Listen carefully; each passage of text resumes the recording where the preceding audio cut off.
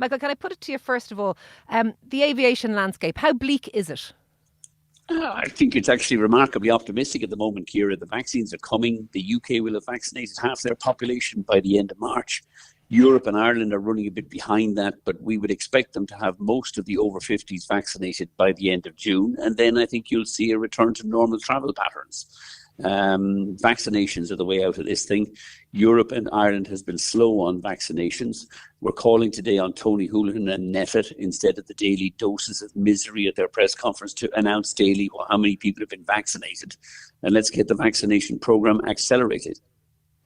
You're saying there that you know that you think maybe summer holidays could be back on the card. The Taoiseach and the Taoiseach have warned against planning for such things.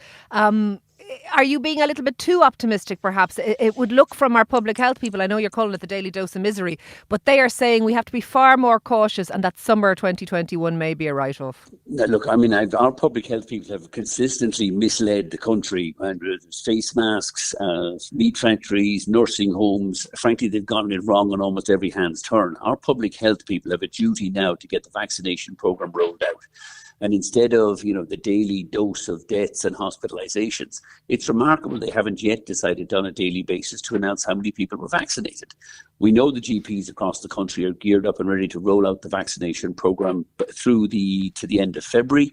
And once we catch up with the UK, once we have everybody over 65 or over 50 vaccinated, that accounts for 93% of the deaths from COVID. The rate of deaths collapses, the rate of hospitalizations collapse, and the rate of COVID collapses.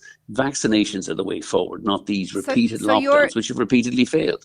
So you're saying you see no reason once those most vulnerable cohorts have been vaccinated to keep us close. You do have an ad running at the moment, Vax and Go. Will we see vaccine passports, do you think, being brought in?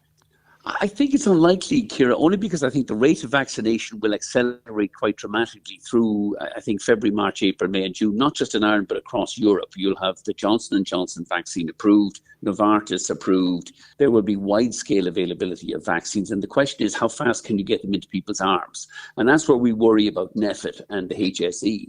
They'll mismanage this as they've mismanaged most of the rest of this crisis. Hang on, I have to challenge you on that. The reason that we're slow on vaccines isn't down to Neffet or the HSE. It's because we have a problem with supply. We have had no difficulty delivering the vaccines as we got them.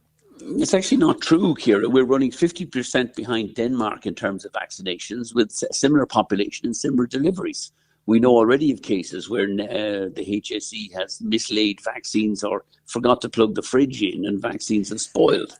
Now, tiny number, insignificant. These are reasonably small issues, but the challenge here is going to be supply will get fixed through February, March and April. And the question is, are we going to be geared up properly to get them into people's arms? Are we, as the HSE, going to work? Are we going to be working Monday to Friday, 9 to 5? Or are we going to be doing 7 days a week from 7 a.m. to 10 p.m. at night? The HSE said they are. Tony Holohan has criticised your Vax and Go ad. What do you say to that?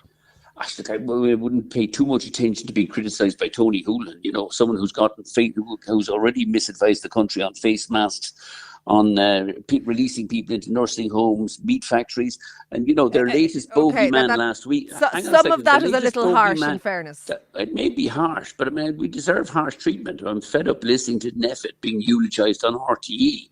Neffet have repeatedly mismanaged this crisis. That's why we're in our third lockdown at the moment. Let's talk about challenge for Neffet. Sorry, go ahead. The new travel restrictions that were tightened up there last week, Michael. Hotel quarantine for all those. With all those with a negative hotel monitored quarantine for all those with a negative PCR. And what is that welcome? No, it's nonsense. It's a PR stunt. There is no hotel quarantine. The challenge and why I really have a bugbear with Tony Holohan and Neffet is the continued misadvice about international travel. The vast majority of COVID cases that have come from international travel have come across the border with Northern Ireland. The 4 counties in Ireland with the highest rate of COVID are the border counties. It's not COVID being imported on non-existent flights at Dublin Airport. It's coming across the border with Northern Ireland. And yet their solution is hotel quarantines. Hang on a second here. Let me deal with the facts. We've been on to the government, the Department of Transport, Eamon Ryan.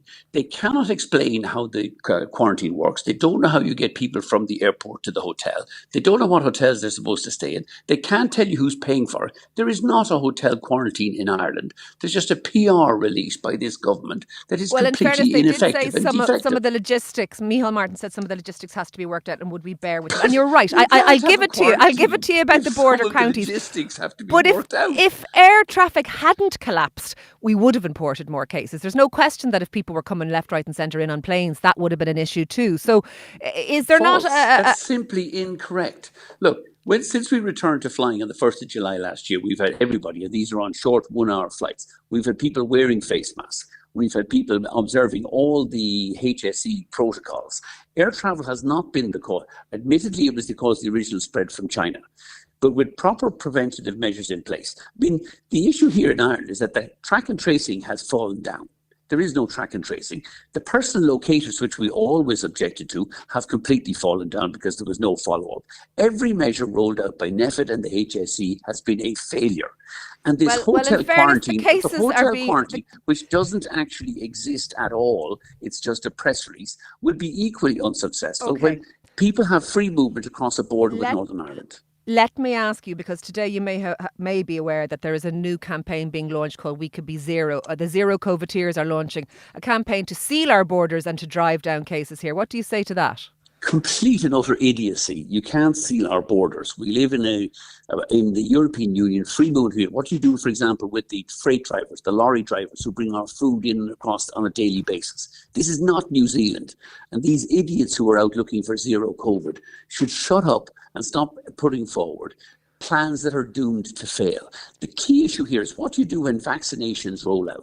Once we've vaccinated, for example, 50% of the population, if some child at the age of 10 or 14 gets COVID, frankly, he runs very little risk, or he or she runs very little risk of getting sick, being hospitalised or dying. But once the vaccine programme begins to accelerate and roll out, you cannot have any zero. You don't need a zero COVID strategy. Look what happened in Australia yesterday. One of these quarantine hotels had a COVID case, so they locked down Perth again. The problem with a zero vaccine strategy is it doesn't work, and you keep going into repeated lockdowns because you'll keep having tiny numbers of cases. If you have widespread vaccination in the population, you don't need zero COVID.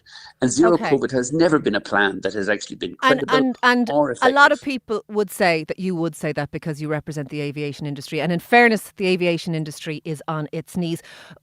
Just with regard to things like regional airports, I mean, Cork, Shannon, their footfall has utterly collapsed. Are they in jeopardy? Are we looking at a situation where we'll have a super airport in Dublin and regional airports will close? I think you already have a super airport in Dublin. You know, the problem is once they opened up all the motorways to the M50 10 years ago, Dublin has continued to dominate the industry. But Cork will reopen, Shannon will reopen, but only when half our population has been vaccinated, and that needs to take place on a daily basis. Tony Holohan and NEFIT, instead of terrifying everybody with hospitalisations and case numbers, should be announcing the daily number of vaccines. Then international travel will return. Long haul will take longer, but people will be going, Irish people and families will be booking and going abroad to Portugal, Spain, Greece and Italy this summer. Having successfully vaccinated, they can look forward to a better future. You're advertising and you're saying people are booking in their droves. What if it doesn't happen? What's going to happen? Will those people get refunds if those flights are cancelled again as they were last year? They'll get vouchers and refunds, and they have a choice of whether they want to use either. Okay, so that's not going to be a difficulty for them. In fact, and all the bookies we're taking at the moment, Cara, have a zero booking fee. You can change the booking not once but twice.